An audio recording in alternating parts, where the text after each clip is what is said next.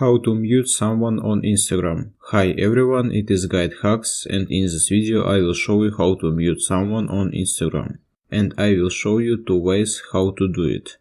Now let's get started. First we need to open our Instagram app. Now we need to tap on the profile icon at the bottom. And here we need to tap on our following at the top right corner. Now we see whom we are following, and in front of them at the right corner we see 3 dots, and we need to tap on them.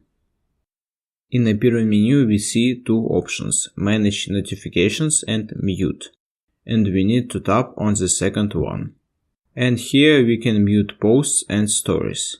And the same with the search bar. We need to go to our search bar and do a research for our follower, whom you wanna to mute, and open his or her profile.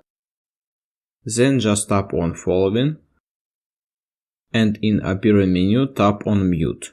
And here you can mute posts and stories, or unmute it. That's all, it was how to mute someone on Instagram. Thanks for watching.